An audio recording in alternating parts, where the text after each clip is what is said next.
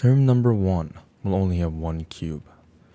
Term number 2 is now a 2 by 2 by 2 cube, right? So the number of cubes is actually just 2 times 2 times 2, right? Which gives me just 8.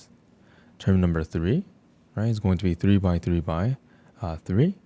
So the number of cubes we can say is then 3 times 3 times 3, which is 27.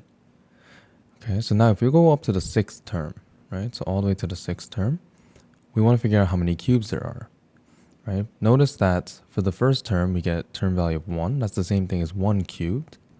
8 is the same thing as the term number cubed.